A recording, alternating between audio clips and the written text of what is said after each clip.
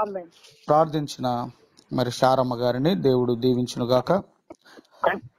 మంచిది. మరి ఈ సమయంలో ప్రతి ఒక్కరు కూడా మీ మొబైల్స్ అన్నింటిని కూడా మ్యూట్ లో పెట్టుకోండి, దయచేసి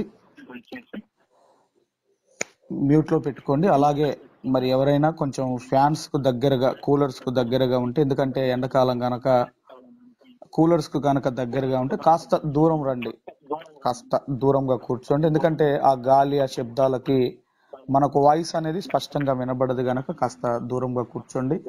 మీకు ఎక్కడ డిస్టర్బెన్స్ అయిద్దో అని నేను ఫ్యాన్ కూడా వేసుకోను. చెమటలు కారుతా ఉంటాయి, కానీ ఎందుకంటే మీకు డిస్టర్బెన్స్ కావద్దు అనేది ఒక ఆలోచనతో మరి అది జ్ఞాపకం చేసుకోవలసిందిగా నేను మనవి చేస్తున్నాను. మంచిది. మరి ఈ రోజుకు ఏర్పాటు చేయబడిన కొన్ని అద్భుతమైన విషయాలు మీ అందరికీ తెలియజేయాలని నేను ఆశపడుతున్నాను. దయచేసి ప్రతి ఒక్కరు కూడా మీ మొబైల్స్ ని మ్యూట్ లో పెట్టుకోండి. ఒక విశేషమైన మరి సందర్భాన్ని ఈ రోజు మీ అందరికీ తెలియజేయాలని నేను ఆశపడుతున్నాను. మరి మనం బైబిల్లోకి వెళ్ళి మనం చూడగలిగితే ఈ రోజు మనం అందరము కూడా ఈ గొప్ప భక్తిలో లేదంటే ఈ గొప్ప స్థితిలో మనం ఉన్నాము అంటే దానికి గల కారణం ఏంటంటే మన చేతిలో ఉన్న దైవ గ్రంథమైన బైబిల్ వలన మాత్రమే. ఎందుకంటే ఈ బైబిల్ అనేది మన చేతికి రాకపోతే మన బ్రతుకులు ఎలా ఉండేటివో మనందరికీ తెలుసు. కాబట్టి ఒక రాయి లాంటి మనలను కొంచెముగా చెక్కుతున్నది మన చేతిలో ఉన్న గ్రంథం అని మాత్రం మరచిపోవద్దు. ఎందుకంటే ఈ మాటలే మనల్ని పవిత్రపరిచేటివి, ఈ మాటలే మనల్ని పరిశుద్ధపరిచేటివి, ఈ మాటలే మనల్ని పరలోకానికి తీసుకొని వెళ్ళేటివి.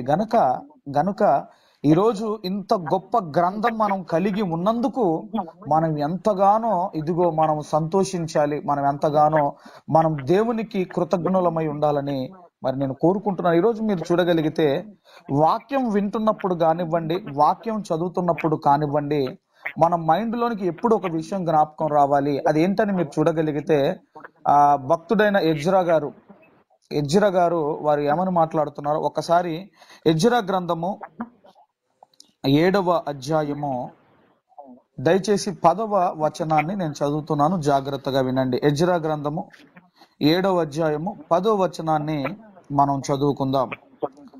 ఎజ్రా యెహోవా ధర్మశాస్త్రమును పరిశోధించి దాని చొప్పున నడుచుకుటకును ఇశ్రాయేలీలకు దాని కట్టడలను విధులను నేర్పించుటకును దృఢ నిశ్చయము చేసుకొనెను. అంటే ఎజ్రా గారు ఏమనుకుంటున్నారంటే, ఎజ్రా గారుకి దేవుని మాటల పట్ల ఉన్న ఆ లేదంటే విధేయత చూపడానికి ఇష్టపడుతున్నాడు. ఆయన తీసుకున్న నిర్ణయం మనం ఆలోచన చేయగలిగితే, అతనొక ధర్మశాస్త్రములో ప్రావీణ్యుడు, ధర్మశాస్త్రములో జ్ఞాని, ధర్మశాస్త్రములో పండితుడు, ధర్మశాస్త్రంలో శాస్త్రి. ఆయన ఒక శాస్త్రి ఎజ్రా గారు. ఆయన ఏమనుకుంటున్నాడంటే, ఆయన తీసుకున్న నిర్ణయం ఏంటంటే, భక్తుడైన ఎజ్రా గారు తీసుకున్న నిర్ణయం ఏంటంటే, అయ్యా నీ మాటల చొప్పున నడవడానికి నేను ఇష్టపడుతున్నాను అంటున్నాడు. కాబట్టి మనం ఆలోచిస్తే, ఎప్పుడైతే వాక్యాన్ని వింటున్నామో, ఎప్పుడైతే వాక్యాన్ని చదువుకుంటున్నామో, ఆ వినబడిన దాని ప్రకారం, చదివిన దాని ప్రకారము గనక మనం జీవిస్తే దేవునిలో చాలా గొప్ప స్థితిలోనికి దేవుడు మనల్ని తప్పకుండా తీసుకువెళతాడు. అందుకే బైబిల్లో ఉన్న వారందరూ గొప్ప గొప్ప భక్తులు ఎందుకు బైబిల్లో ఉన్నారు, వారి చరిత్రలు మనం ఎందుకు చదువుకుంటున్నామంటే ఇదిగో వారి ఎలా దేవుని మాటల పట్ల విధేయత కలిగి బ్రతికారో మనందరికీ అర్థం కావాలి. అయితే ఈరోజు మనం ఒక విశేషమైన అంశాన్ని మనం నేర్చుకుంటున్నాము. ఒక ప్రాంతానికి మీ అందరినీ తీసుకువెళ్లాలని నేను ఆశపడుతున్నాను. ఈ రోజుకు ఏర్పాటు చేయబడిన టైటిల్ ఏంటంటే, సునేమియురాలికి లాంటి విశ్వాసము క్రైస్తవులకైనా మనకుందా? సునేమియురాలి లాంటి విశ్వాసము క్రైస్తవులకు ఉందా లేదంటే మనకు ఉందా అనే ఒక అద్భుతమైన అంశాన్ని ఈరోజు మీ అందరికీ తెలియజేయాలని ఆశపడుతున్నాను. అయితే ఈరోజు మనం అందరము కూడా మరి ఆ సునేము ఆ పట్టణానికి మనం వెళుతున్నాము. పరిశుద్ధ దేవుని గ్రంథంలో నుండి 2వ రాజుల గ్రంథము 4వ అధ్యాయము 8వ వచనము నుండి దయచేసి ఒక్కొక్క వచనాన్ని మనం చదువుకుంటూ ఆలోచన చేద్దాము. రాజుల 2వ గ్రంథము 4వ అధ్యాయము 8వ వచనము నుండి మనం చదువుకుందాము. ఒక దినమందు ఎలీషా షూనేము పట్టణమునకు పోగా అచ్చట గనురాలైన ఒక స్త్రీ భోజనమునకు రమ్మని అతనిని బలవంతము చేసెను గనుక అతడు ఆ మార్గమున వచ్చునప్పుడల్లా ఆమె ఇంట భోజనము చేయుచూ వచ్చెను. ఇక్కడ మనం ఆలోచన చేయగలిగితే షూనేము పట్టణములో గురించిన సందర్భాన్ని ఇక్కడ మనం నేర్చుకుంటున్నాం. రాజుల కాలంలో జరిగిన సందర్భాన్ని మనం ఆలోచిస్తున్నాము. అయితే ఈ షూనేము పట్టణములో ఒక స్త్రీ గురించి చెప్పబడింది. ఆ స్త్రీని ఏమంటున్నాడంటే గనురాలైన ఒక స్త్రీ అంటున్నాడు. ఏ గ్రేట్ ఉమెన్ అన్నాడు ఇంగ్లీష్ బైబిల్లో. గనురాలు అని ఎందుకు చెప్పబడింది? గనురాలు అని చెప్పబడాలి అంటే కొన్ని లక్షణాలు ఉండాలి. ఆస్తి అన్న ఉండాలి, లేదంటే అంతస్తైన ఉండాలి, లేదంటే క్యారెక్టర్ అయినా ఉండాలి. ఈ లక్షణాలు ఎవరికైతే ఉంటాయో వారిని ఏమంటారంటే గనురాలు అని చెప్పుకోవచ్చు. ఏ గ్రేట్ ఉమెన్ అని మనం చెప్పుకోవచ్చు. కాబట్టి ఈరోజు కూడా గనులుగా ఉండాలి అంటే వారికి కొన్ని లక్షణాలు ఉండాలి.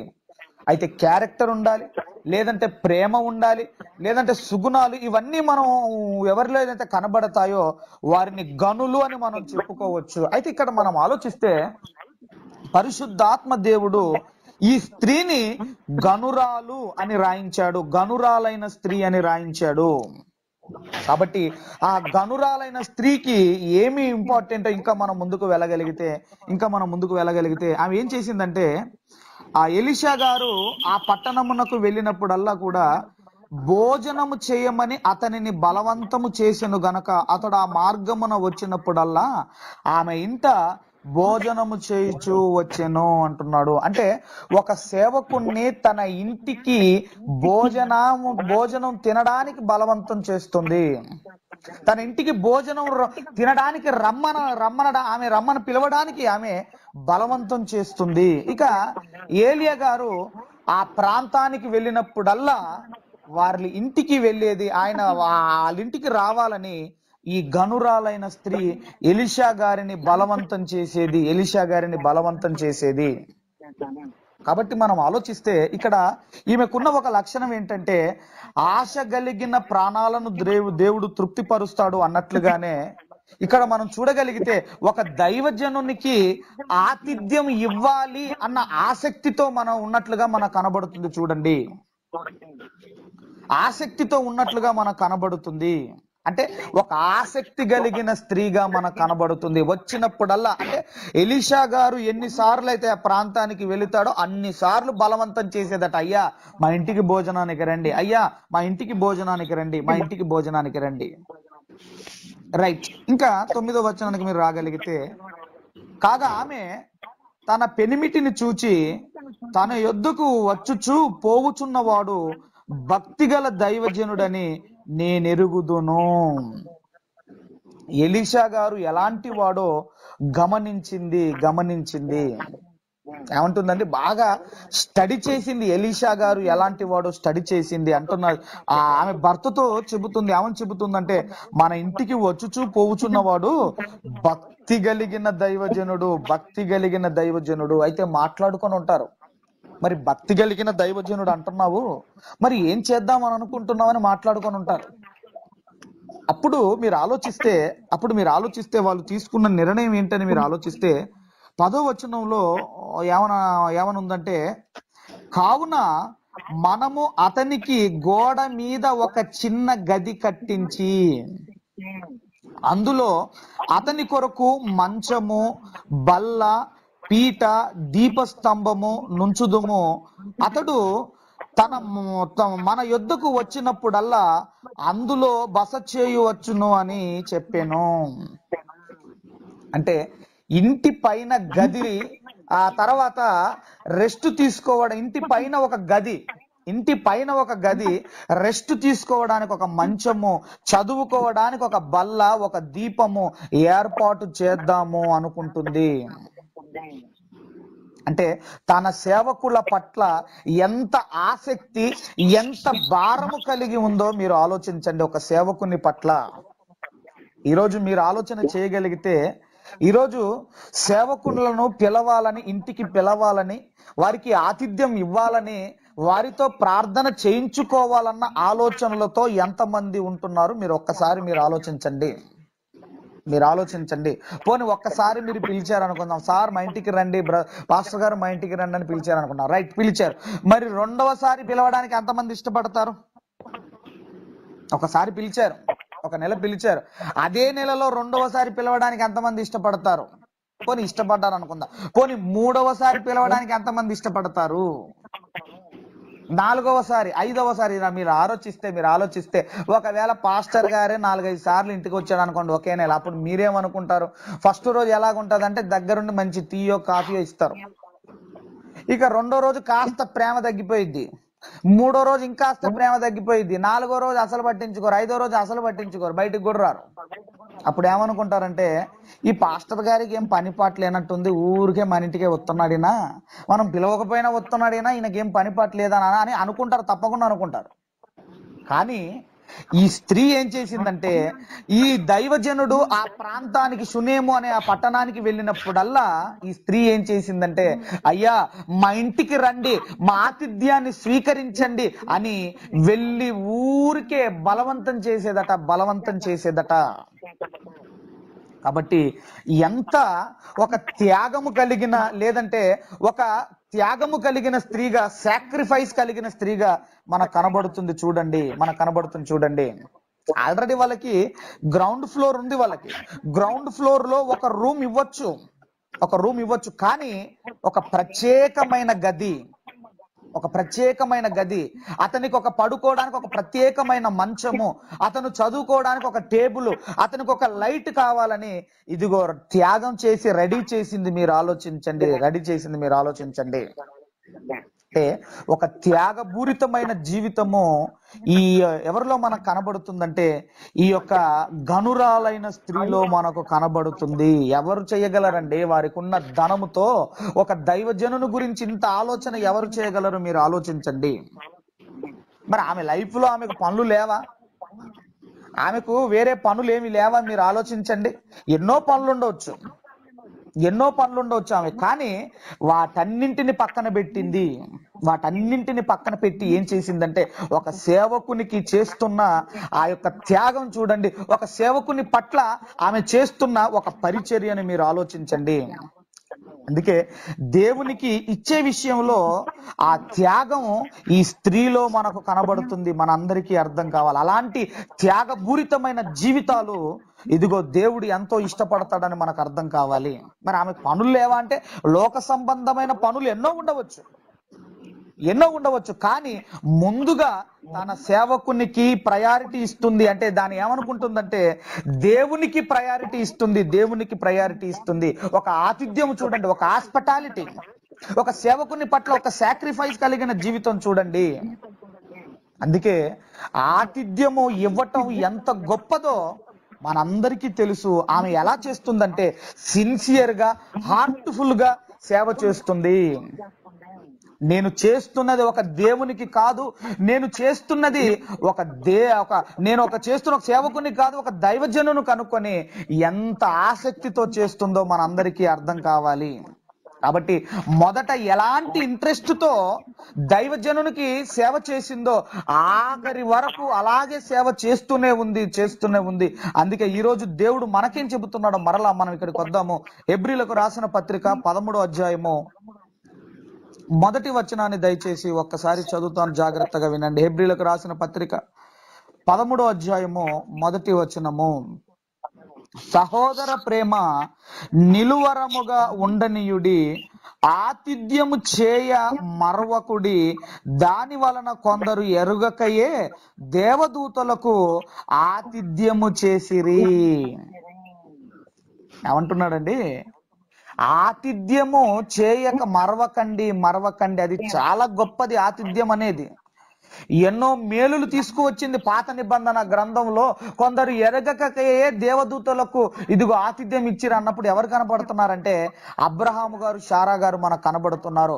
ఆ దేవదూతలకు ఆతిథ్యం ఇచ్చారు, దేవుని నుండి ఆశీర్వాదము పొందుకున్నారు, ఒక గర్భ ఫలాన్ని పొందుకున్నారు. మీరు ఆలోచించండి, ఆతిథ్యం అనేది చాలా గొప్పది, చాలా గొప్పది. ఈరోజు ఈ కోణంలో ఒక సునేమియురాలు ఆలోచించినట్లుగా ఎంతమంది ఆలోచిస్తున్నారో మీరు ఆలోచించండి, ఎంతమంది ఆలోచిస్తున్నారు. కాబట్టి ఒక సాక్రిఫైస్ లేదంటే ఒక త్యాగపూరితమైన జీవితం మనకి ఎవరిలో కనబడుతుందంటే ఒక సునేమియురాల్లో మనకు కనబడుతుంది. చూడండి, అందుకే భవిష్య ఆమెను ఒక గ్రేట్ ఉమెన్ లేదంటే ఒక గనురాలైన స్త్రీ అని ఆ దేవుడు అని ఉండవచ్చు. విసుగు లేదండి ఆమెలో, విసుగు లేదండి ఆమెలో. ఆమెలో ఒక త్యాగం కనబడుతుంది. చూడండి, ఒక త్యాగం కనబడుతుంది. ఆ తర్వాత మరలా 2వ రాజుల గ్రంథము 4వ అధ్యాయము 11-12 వచనాలు మనం చదవగలిగితే 11-12 వచనాల్లో, ఆ తర్వాత అతడు అక్కడికి ఒకానొక దినమున వచ్చి ఆ గదిలో చొచ్చి అక్కడ పరుండెను. అంటే దాని అర్థం, చొచ్చి అంటే దాని అర్థం ఏంటంటే ఇక ఆ గదిలోనికి వెళ్ళిపోయాడు, మంచం మీద అమ్మయ్య అనుకున్నాడు అనమాట, అమ్మయ్య అనుకున్నాడు అనమాట. రైట్. ఇక తర్వాత 12వ వచనంలో, పిమ్మట అతడు తన దాసుడైన గెహజీని పిలిచి ఈ సునేమియురాలిని పిలువుము అనగా వాడు ఆమెను పిలిచి ఆమె వచ్చి అతని ముందర నిలవబడినప్పుడు ఇక ఏమనుకున్నాడంటే దైవజనుడైన ఎలీషా గారు ఏమనుకున్నారంటే, మరి ఇంత ఆతిథ్యం ఇచ్చింది కదా మనకు, ఇంత త్యాగం చేసింది కదా మనకు, ఒక ఇంటి మీద ఒక రూము కట్టించింది, ఒక మంచం ఏర్పాటు చేసింది, ఒక బల్ల, ఒక దీపస్తంభం, ఇవన్నీ ఏర్పాటు చేసింది కదా, ఈమెను ఒకసారి పిలువు, అసలు ఈమెకి ఏమైనా నా నుండి ఏమైనా ఆశిస్తుందా అని అడుగుతున్నాడు ఎలీషా గారు. 13వ వచనం మీరు చూడగలిగితే, అతడు నీవు ఇంత శ్రద్ధ భక్తులు మాయందు కనపరిచితివి, నీకు నేనేమి చేయవలెను, రాజుతోనేమైనను సేనాధిపతితోనైనను నిన్ను గూర్చి నేను మాట్లాడవలనని కోరుచున్నావా అని అడగమని గెహజీకి ఆజ్ఞ ఇవ్వగా వాడు ఆ ప్రకారము ఆమెతో అనెను. ఏమంటున్నాడండి గెహజీ, ఈమె మన పట్ల ఇంత శ్రద్ధాభక్తులతో ఆతిథ్యం ఇస్తుంది కదా, ఒక త్యాగపూరితమైన జీవితం ఈమెలో మనకు కనబడుతుంది కదా, ఇవన్నీ మనకు చేయటంలో ఆమె ఉద్దేశం ఏమిటి అసలు అంటే, నా నుండి ఈ స్త్రీ ఏమైనా ఆశిస్తుందా, నా నుండి ఏమైనా ఈ స్త్రీ ఆశిస్తుందా, రాజుతో ఏమైనా మాట్లాడాలనుకుంటుందా, సేనాధిపతితో ఏమైనా మాట్లాడాలని అనుకుంటుందా, ఈ సునేము పట్టణంలో ఏమైనా ఇల్లులు, స్థలాలు, పొలాలు ఏమైనా కావాలా, ఏమైనా ప్రాబ్లమ్సా, ఒక్కసారి పిలువు గెహజీ, అడుగు గెహజీ అని ఎలీషా గారు గెహజీతో అడగమంటున్నారు. ఎందుకంటే రాజులతో ఎందుకని అంటున్నారు, రాజులు సైన్యాధిపతులు అని ఎందుకు అంటున్నాడంటే, దేశంలో నంబర్ 1 క్యాడర్ లో ఉండేది ఎవరంటే రాజులు, సెకండ్ ప్లేస్ లో ఉండేది ఎవరంటే సైన్యాధిపతులు. వీళ్ళకి ఇద్దరికి, రాజుకు కానివ్వండి సైన్యాధిపతికి కానివ్వండి, ఎలీషా గారంటే మాత్రం భయము. కాబట్టి ఎలీషా గారు డైరెక్ట్ గా వెళ్ళవచ్చు, రాజుతో మాట్లాడవచ్చు, డైరెక్ట్ గా వెళ్ళిపోయి మాట్లాడవచ్చు. కాబట్టి నా నుండి ఏమైనా ఆశించి ఈ స్త్రీ నాకు ఇవన్నీ చేస్తుందా గెహజీ అని ఆమెను పిలిపించి అడగమన్నప్పుడు, అప్పుడు ఆ స్త్రీని అడిగినప్పుడు ఆమె ఏమంటుందంటే, అదే 13వ అధ్యాయంలో చివరి లైన్ మీరు చూడగలిగితే, చివరి లైన్ 4వ అధ్యాయం 13వ వచనంలో 4వ అధ్యాయం 13వ వచనంలో చివరి లైన్ మీరు చూడగలిగితే, అందుకామె నేను నా స్వజనములలో కాపురమున్నాన నేను. ఆమె ఏమంటుందంటే అయ్యా, నా సొంత గ్రామంలో, నా సొంత ఇంట్లో నేను క్షేమముగా ఉంటున్నాను, నేను క్షేమముగా ఉంటున్నాను నేను. కాబట్టి మీరు ఆలోచిస్తే ఆమె ఏమంటుందంటే, ఆమెలో మనకి ఏం కనపడుతుందంటే, ఒక తృప్తి కలిగిన జీవితం మనకు కనబడుతుంది. చూడండి, ఇంకా 14వ వచనం కూడా మీరు చూడగలిగితే, ఎలీషా ఆమె నేనేమి చేయకోరుచున్నదని వానిని అడగగా గెహజీ ఆమెకు కుమారుడు లేడు, మరియు ఆమె పెనిమిటి ముసలివాడని అతనితో చెప్పాను. ఇక్కడ ఏమంటుందంటే, అమ్మా నీకేమైనా కావాలా, రాజుతో నేనేమైనా మాట్లాడాలా, నీకేమైనా స్థలాలు పొలాలు నీకేమైనా కావాలని నువ్వు ఏమైనా నా నుండి ఆశిస్తున్నావా అని అడిగినప్పుడు ఆమె అంటుంది, అయ్యా నా సొంత గ్రామంలో నా సొంత ఇంట్లో నేనుంటున్నాను, క్షేమముగా నేనుంటున్నాను అంటుంది. పోని ఆమెకి ఏమీ లోటు లేదా? మీరు ఆలోచించండి. ఆమెకి ఏమీ లోటు లేదా అంటే ఆమె ఏం చెబుతుందంటే, అయ్యా నేను తృప్తిగా ఉన్నాను, నేను తృప్తిగా ఉన్నానని చెబుతుంది. చూడండి, పోనీ లోటు లేదా ఆమెకి? లోటు ఎందుకు లేదండి ఆమెకు లోటు ఉంది. ఏమంటున్నాడంటే, గెహజీ వెళ్ళి ఎంక్వైరీ చేస్తే ఏమంటున్నాడంటే, ఆమెకు పిల్లలు లేరు. పిల్లలు లేకపోయినా ఆమె ఏమని చెబుతుందంటే, అయ్యా నేను ఇదిగో క్షేమముగా ఉన్నాను. ఎప్పుడైతే ఆ సమాధానం చెప్పిందో ఎలీషా గారికి షాక్ అయిపోయింది. ఆయనేమనుకున్నాడంటే, ఇంత శ్రద్ధ భక్తులు నా యందు చూపించిందంటే నా నుండి ఏదో ఆశిస్తుంది అనుకుంది. కానీ ఆమె అంటుంది, అయ్యా నాకు కలిగిన వాటితో నేను తృప్తిగా ఉన్నాను. అంటే తన లోటును బయటికి చెప్పుకోవటం లేదు. చూడండి, తన లోటును బయటికి చెప్పుకోవటం లేదు. అయ్యా నాకు పిల్లలు లేరు, అందుకే నీకు ఇవన్నీ ఇచ్చానని చెప్పుకోవటం లేదంటే ఒక తృప్తి కలిగిన జీవితము ఈ సునేమియురాల్లో మనకు కనబడుతుంది. చూడండి, ఒక తృప్తి కలిగిన జీవితము. ఈరోజు దేవుడు మన జీవితాల్లో కూడా 100 మనం అనుకుంటే 99 చేస్తాడు దేవుడు. అందులో 99 దేవుడు మనం కోరుకున్న కోరికలు దేవుడు తీర్చినా ఒక్కటే తీర్చకపోతే ఆ ఒక్కటి దేవుడు చేయలేదు, ఆ ఒక్కటి నా పట్ల దేవుడు చేయలేదని ఒక తృప్తి లేని జీవితం మనకుందేమో ఒక్కసారి మీరు ఆలోచించండి. ఒకవేళ మనం అడిగింది పక్కింటి వాడికో పక్క వారికో ఎవరికైనా ఇస్తే మనం బాధపడతామే. మరి అలాంటిది ఈ తృప్తి కలిగిన జీవితము ఒక్కసారి ఇదిగో ఆ సునేమియురాల్లో మనకు కనబడుతుంది. చూడండి, అసలు పిల్లలే లేరండి, ఆస్తి ఉంది, క్యారెక్టర్ ఉంది, ప్రేమ ఉంది, త్యాగం ఉంది, తృప్తి ఉంది. కానీ మీరు ఆలోచిస్తే ఆమెకు లేని లోటు ఏంటంటే పిల్లలు లేరు. ఎంత ఆస్తి ఉంటే లాభం ఏంటండి? పిల్లలు లేకపోతే ఎంత బాధపడతారో ఆ పిల్లలు లేని తల్లులను అడిగితే మనందరికీ తెలుసు. ఎంత ఆస్తి ఉంటే ఏమి లాభం. కానీ ఆమె అంటుంది, అయ్యా నేను తృప్తిగా ఉన్నాను. అంటే ఒక తృప్తి కలిగిన జీవితము ఈ స్త్రీలో మనకు కనబడుతుంది. అందుకే ఇంతకుముందు మనం మరల ఇక్కడికి వద్దాం. హెబ్రీలకు రాసిన పత్రిక, వివాహం అయిన తర్వాత వివాహం చేసుకున్న వారితో దేవుడు మాట్లాడుతున్నాడు. 13వ అధ్యాయము, హెబ్రీలకు రాసిన పత్రిక 13వ అధ్యాయము 5వ వచనంలో ఒక్కసారి మీరు చదవగలిగితే, ధనాపేక్ష లేని వారై మీకు కలిగిన వాటితో తృప్తి పొంది ఉండుడి అంటున్నాడు. చూడండి, ధనాపేక్ష లేని వారై మీకు కలిగిన వాటితో తృప్తి కలిగి ఉండండి అంటున్నాడు. అంటే దాని అర్థం ఏంటంటే, తృప్తి కలిగిన జీవితం అనేది అది చాలా మంచిది. అది కోరికలు తగ్గించుకొని బ్రతకడం తృప్తి కలిగిన జీవితం. అది లేకపోతే ఎన్నో బాధలు మనం పడవలసిన పరిస్థితులు మనకు వస్తాయి.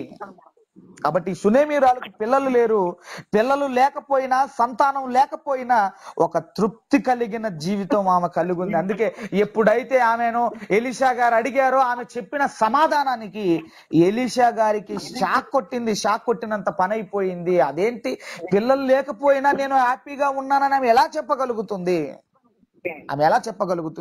ఇక వెంటనే జరిగింది ఏంటంటే, ఆ తర్వాత మరలా 2వ రాజుల గ్రంథము 4వ అధ్యాయము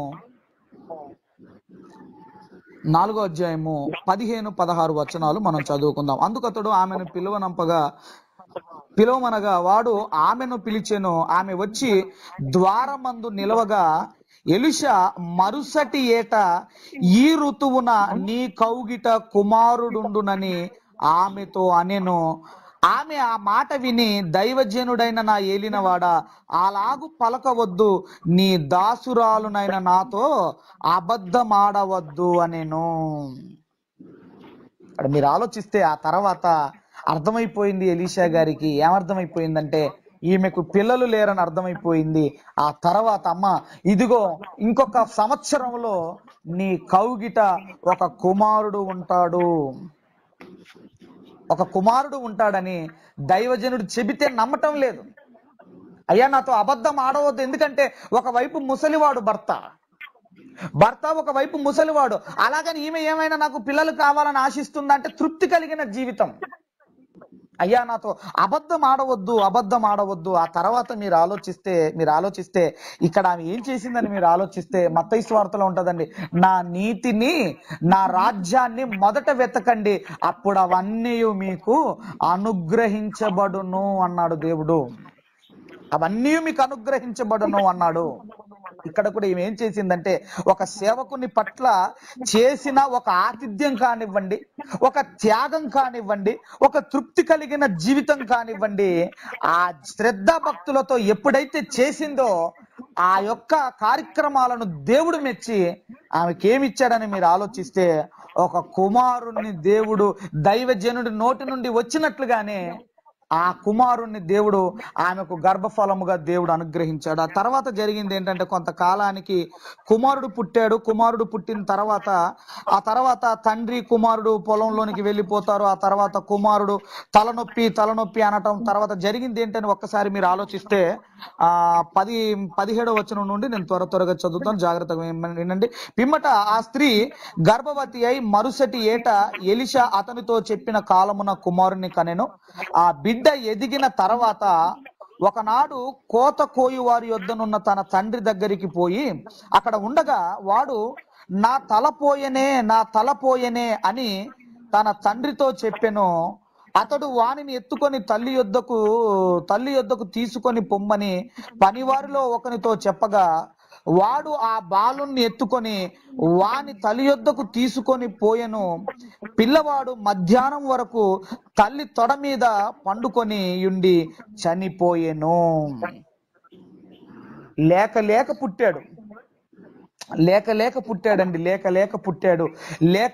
పుట్టిన తర్వాత ఈమె కూడా అడగలేదు పాపం, అయ్యా నాకు ఈ పలాని కొరత ఉందండి అని నన్ను అడగలేదు ఆయన. కానీ పుట్టిన కొంతకాలానికి జరిగింది ఏంటంటే నాకు తలనొప్పి అని ఇదిగో అమ్మ చేతిలో చనిపోయాడు, తల్లి చేతిలో నిద్రించాడు. ఆ తర్వాత మీరు ఆలోచిస్తే ఇప్పుడు చనిపోయాడు కదండి, ఈ అబ్బాయి చనిపోయాడు కదండి, వెంటనే మరి అక్కడ చేయవలసిన పనులేంటి మీరు ఆలోచించండి.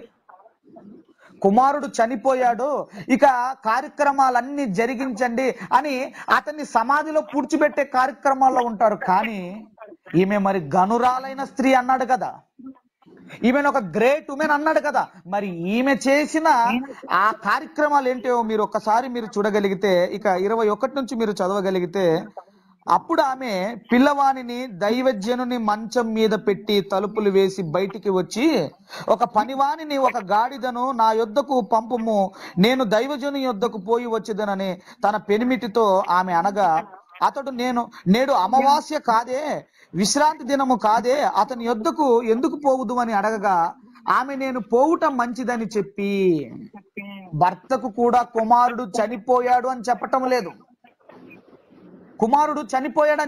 లేదు. తర్వాత ఏం జరిగిందంటే 24 గాడిదకు గంతలు కట్టి తాను ఎక్కి తన పనివారితో శీఘ్రముగా తోలుము, నేను నీకు సెలవిచ్చితేనే గాని నిమ్మలముగా త్రోలవద్దు అనెను.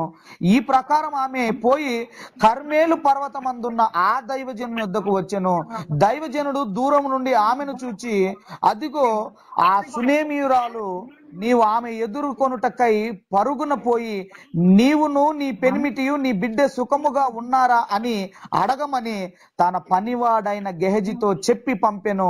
అందుకామె సుఖముగా ఉన్నామని చెప్పెను.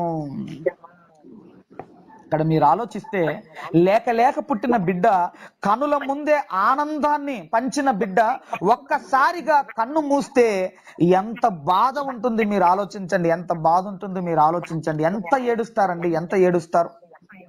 కానీ ఆమె ఏం చేసిందంటే సేవకుని మంచం మీద పడుకోబెట్టి పరుగున ఇదిగో దైవజనుని దగ్గరికి వెళ్ళిపోయింది. అప్పుడు గెహజీని అడగమంటున్నాడు, అమ్మా నీ కుమారుడు నీ భర్త అందరూ క్షేమముగానే ఉన్నారా? ఎందుకంటే ఎవరైనా చనిపోతే వెంటనే ఏ కార్యక్రమాల్లో ఉంటారో మనకు తెలియదా? మనకు తెలియదా? మరి ఆమెలో మనకి ఏం కనపడుతుందంటే ఒక గొప్ప విశ్వాసం మనకు కనబడుతుంది. చూడండి, ఒక గొప్ప విశ్వాసం మనకు కనబడుతుంది. ఎందుకు దైవజనుని దగ్గరికి పరిగెత్తింది? భర్తకు కూడా చెప్పలేదే. భర్తకు కూడా చెప్పకుండా దైవజనుని దగ్గరికి పరిగెత్తటంలో ఆమె యొక్క ఉద్దేశం ఏమిటి? ఆమె యొక్క ఉద్దేశం ఏమిటి? ఆ తర్వాత అంటుందామె, అయ్యా మేము క్షేమంగానే ఉన్నాము, మేము క్షేమంగానే ఉన్నాము. ఆ తర్వాత 29వ, ఇదంతా మీరు చదువుకుంటూ రాగలిగితే 29వ వచనాన్ని దయచేసి మనం చదువుకోగలిగితే 29వ వచనంలో, అతడు నీ నడుము బిగించుకొని నా దండమును చేత పట్టుకొని పొమ్ము. అంటే పైన ఏం జరిగిందని మనం ఆలోచిస్తే, ఈ పై వచనాలు గనక మీరు ఆలోచిస్తే ఆ తర్వాత చెబుతుంది, అయ్యా నేను కుమారుని ఏమై నిమ్మని అడిగానా. తర్వాత మాటలో మీరు ఇదంతా తర్వాత చదువుకోండి, మనకు టైం లేదు గనక నేను 29వ వచనం చదువుతున్నాను. అతడు నీ నడుము బిగించుకొని నా దండమును చేత పట్టుకొని పొమ్ము. ఎవరైనాను నీకు ఎదురుపడిన ఎడల వానికి నమస్కరింపవద్దు, ఎవరైనాను నీకు నమస్కరించిన ఎడల వారికి ప్రతి మర్యాద చేయవద్దు. అక్కడికి పోయి నా దండమును ఆ బాలుని ముఖము మీద పెట్టుమని గెహజీకి ఆజ్ఞ ఇచ్చి పంపెను. ఆజ్ఞ ఇచ్చి పంపాను. 28వ వచనం ఆమంటదండి, అప్పుడు ఆమె, కుమారుడు కావాలనని నేను నా ఏలినవాడైన నిన్ను అడిగి తినా, నన్ను భ్రమ పెట్టవద్దని నేను నీకు చెప్పలేదా అని అతనితో మనవి చెయ్యగా అంటుందండి. ఆమె బాధతో చెబుతుందండి, అయ్యా నేనేమన్నా అడిగానా నా కుమారుని కావాలని?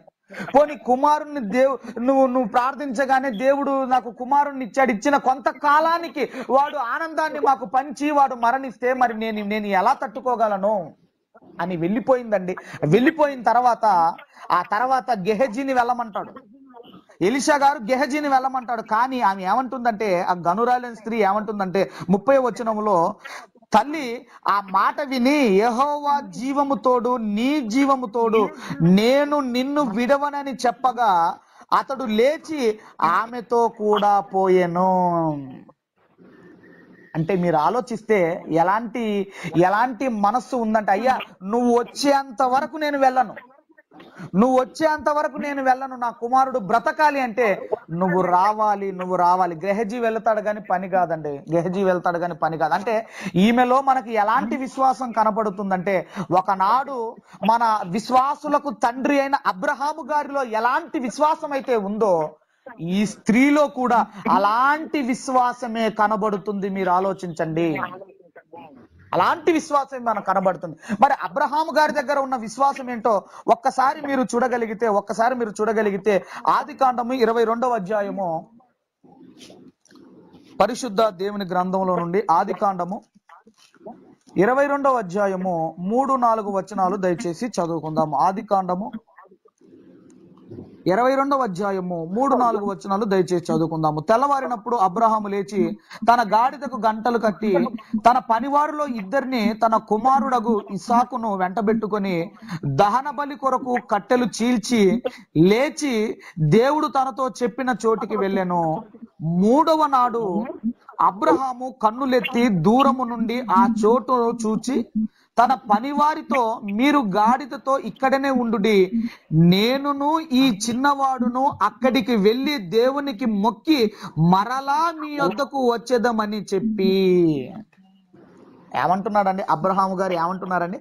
అబ్రహాము గారు ఇస్సాకు గారిని తీసుకెళ్లేది ఎక్కడికి తీసుకెళ్తున్నాడు? భోజనం చేసి మరలా రావడానికి కాదు. ఎక్కడికి తీసుకెళ్తున్నాడు? అక్కడికి బలివ్వడానికి తీసుకెళ్తున్నాడు. బలివ్వడానికి తీసుకెళ్తున్న ఆయనలో విశ్వాసం చూడండి. ఏమంటున్నాడంటే, ఇదిగో మేము అక్కడికి వెళ్ళి మరలా తిరిగి వచ్చేదము. అంటే ఎంత విశ్వాసం మీరు ఆలోచించండి.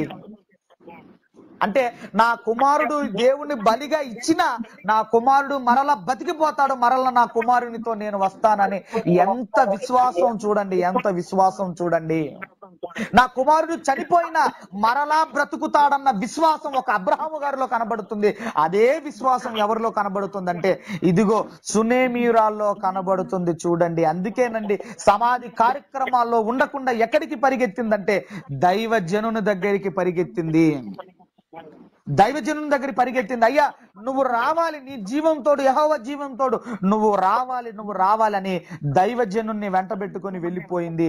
ఆ తర్వాత ఇదంతా మీరు చదివి 37వ వచనం దగ్గరికి మీరు రాగలిగితే, 37వ వచనం దగ్గరికి మీరు రాగలిగితే, ఇదంతా మీరు చదువుకుంటూ 37వ వచనం దగ్గర రాగలిగితే, ఏదండి మన రాజుల 2వ గ్రంథము 4వ అధ్యాయము 37వ వచనం దగ్గరికి మనం రాగలిగితే, అంతటా ఆమె లోపలికి వచ్చి అతని కాళ్ళ మీద సాష్టాంగపడి లేచి తన కుమారుణ్ణి ఎత్తుకొని పోయెను.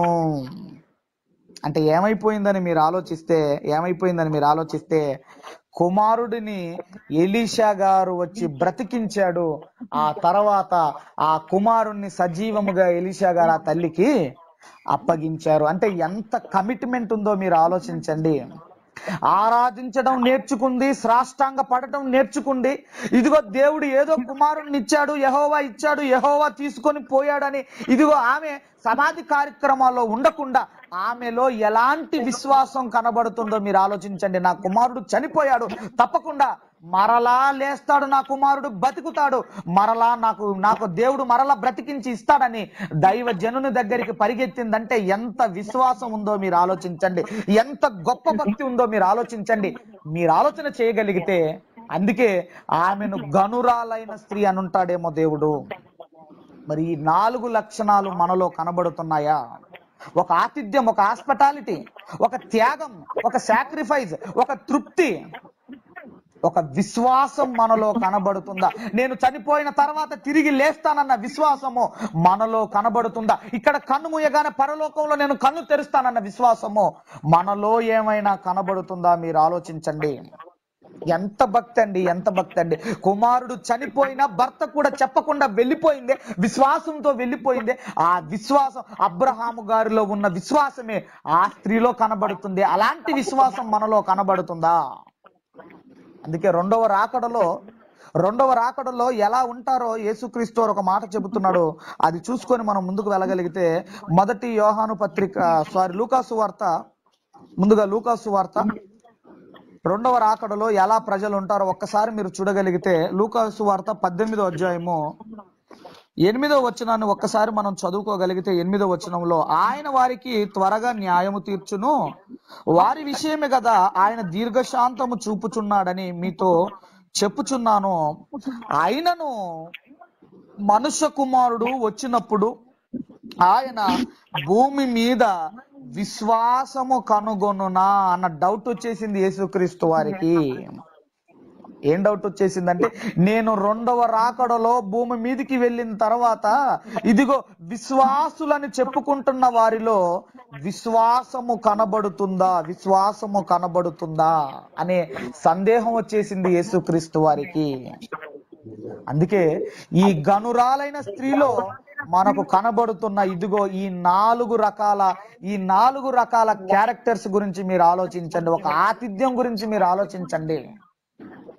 యేసుక్రీస్తు వారు ఈ లక్షణాలు యేసుక్రీస్తు వారిలో కూడా మనకు కనబడతాయి. ఆకలితో ఆ 3 రోజులు కొండ మీద ప్రసంగం చేస్తున్నప్పుడు ఎక్కడ ఆకలితో వాళ్ళు పడిపోతారో ఏమో అని యేసుక్రీస్తు వారు ఇదిగో 5 రొట్టెలు 2 చిన్న చేపలను ఎంత అద్భుతం చేసి వాళ్ళకి ఆతిథ్యం ఇచ్చాడో మీరు ఆలోచించండి. ఎంత అద్భుతం చేశాడంటే, ఆయనలో ఒక త్యాగపూరితమైన జీవితం కనబడుతుంది. మీరు ఆలోచించండి. ఎందుకంటే మన కోసం ఆయన ప్రాణం పెట్టాలి? మనం ఏమైనా మంచి వాళ్ళమా?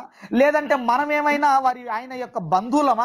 లేదంటే వాళ్ళ దేశంలో మనం పుట్టామా? లేదంటే వారి యూదా జాతిలో మనం యూదా జాతికి సంబంధించిన వారమా? మనం ఎవరిమో, పరాయి వాళ్ళము, అన్యులం. మనము దేవుడంటే ఎవరో తెలియని జనాంగమైన మన కొరకు తన ఆఖరి రక్తపు బొట్టు వరకు త్యాగం చేశాడే. ఆ యేసుక్రీస్తు వారిలో త్యాగం కనబడుతుంది. చూడండి, శరీర కోరికలను చంపుకున్నాడు, ఆఖరి రక్తం బొట్టు వరకు కార్చాడు. ఇదిగో ఈ శరీరములో ఉన్న తన రక్తాన్నంతా కూడా ఆయన త్యాగం చేశాడు. మీరు ఆలోచించండి. ఒక త్యాగపూరితమైన జీవితము యేసుక్రీస్తు వారిలో కనబడుతుంది. మీరు చూడండి, ఒక తృప్తి కలిగిన జీవితం మనం కలిగి ఉండాలి. ఒక తృప్తి కలిగిన జీవితాన్ని మనం కలిగి ఉండాలి. ఆతిథ్యం మనం కలిగి ఉండాలి. ఈ లక్షణాలు, ఈ సుగుణాలు ఎవరిలోనైతే ఉంటాయో ఇదిగో వారి జీవితాలు తప్పకుండా ఈ లోకములో తప్పకుండా దేవుడు వారి జీవితాలను ఆశీర్వదిస్తారు. అందుకే ఆ స్త్రీని గనురాలైన స్త్రీ అంటున్నాడు. చివరికి ఒక మాట చూసుకొని మనం ముగించుకుందాము. 1 యోహాను పత్రిక 3వ అధ్యాయము 20వ వచనాన్ని మనం చదువుకొని మనం ముగించుకుందాం. 1 యోహాను పత్రిక 3వ అధ్యాయము 20వ వచనాన్ని మనం చదువుకుందాము. 19-20 వచనాలు చదువుకుందాము. ఇందువలన మనము సత్య సంబంధులమని ఎరుగుదుము, దేవుడు మన హృదయము కంటే అధికుడై సమస్తమును ఎరిగి ఉన్నాడు గనక మన హృదయములు ఏ విషయములో మన ముందు దోషారోపణ చేయునో ఆయా విషయములో ఆయన ఎదుట మన హృదయములను సమ్మతి పరుచుకొందుము అంటున్నాడు. ఏమంటున్నాడంటే, దేవుని ఎదుట మన హృదయాలు ఇదిగో సరిచేసుకోవాలి అని చెబుతున్నాడు. అంటే మన జీవితాలు దేవునికి తేట తెల్లగా కనబడాలి. నీ ముఖము దేవునికి ఇదిగో తెల్లగా కనబడాలి. ఒక తృప్తికరమైన జీవితం మనం కలిగి ఉన్నామా? ఒక సునేమిరా లాంటి విశ్వాసము, అలాంటి విశ్వాసం మనం కలిగి ఉన్నామా? ఒక త్యాగపూరితమైన జీవితాన్ని మనం కలిగి ఉన్నామా? ఒక ఆతిథ్యం ఇచ్చే జీవితాన్ని మనం కలిగి ఉన్నామా? మీరు ఆలోచించండి. కాబట్టి ఈ లక్షణాలు ఒకవేళ మీలో ఉన్నట్లయితే ఇదిగో తప్పకుండా దేవుడు కూడా మిమ్మల్ని మీ స్థితిలో, ఒక ఉన్నతమైన స్థితిలో దేవుడు మిమ్మల్ని ఉంచుతాడని నేను కోరుకుంటున్నాను. అలాగని నేనేదో దైవజనులకు మీరు బాగా ఇవ్వండి అని నేను చెప్పటం లేదు. దయచేసి అర్థం చేసుకోండి. మీరు ఏదో ఇవ్వండి, బాగా వాళ్ళకి ఇస్తే వాళ్ళు ఏదో చేస్తారని నేను మీకు చెప్పటం లేదు. కానీ మీరు దేవుని విషయాలలో, దేవుని కార్యక్రమాలలో, దేవుని సంఘాలలో ఇదిగో మీరు అంత శ్రద్ధ భక్తులతో మీరు ఉండగలుగుతున్నారా? ఒక్కసారి మిమ్మల్ని మీరు ఆలోచన చేసుకోండి. అలాంటి జీవితం ఒకవేళ మనకుంద, దేవుడు అంటున్నాడు, ఇదిగో నా ఎదుట మీ హృదయాలు తేటగా ఉండాలి అని దేవుడు మనతో మాట్లాడుతున్నాడు.